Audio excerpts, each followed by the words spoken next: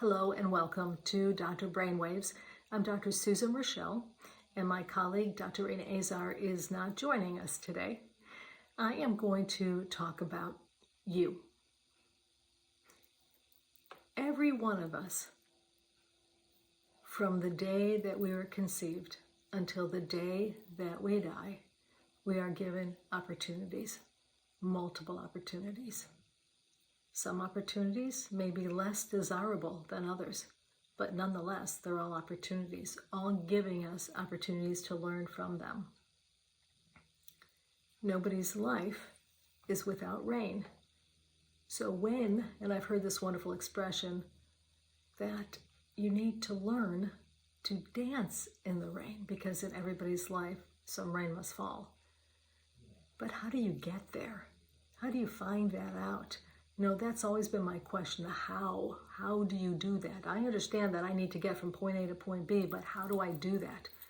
Well, I have learned that there's multiple ways to do that. But one of the ways is you have to believe in yourself. Well, when you're a kid, how do you get that? I believe that all of us have mentoring in us. And what we are called to do is to identify who it is that we can mentor to, or whose life we can make a little bit better. And that may be just with a spoken word, a compliment. I remember hearing a story about a young fellow, and his cousins were much, much bigger than him. And he was 6 or 7 years old. And his older cousin said to him, just go for it. No matter how big they are, no matter how you think that they are going to tackle you on the football field or intimidate you because their size, you go for it. And he told his cousin decades later that that is what got him through his sports, to the point where he went to college on a football scholarship and actually was looked at for the Chicago Bears as a quarterback.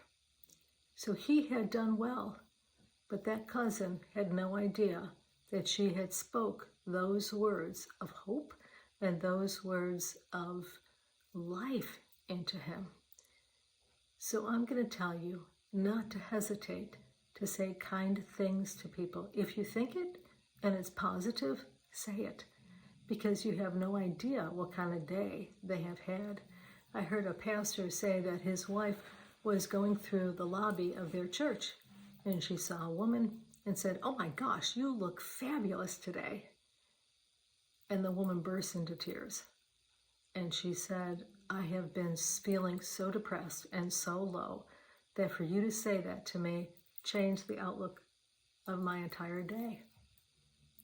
So we don't know what people are going through, which is why it's so helpful to show empathy, and it's so helpful to identify and listen to that small voice inside of yourself. Sometimes you've got to block out all the noise or all the naysayers or the people that want to put you down, and you have to focus on that small voice that's in you.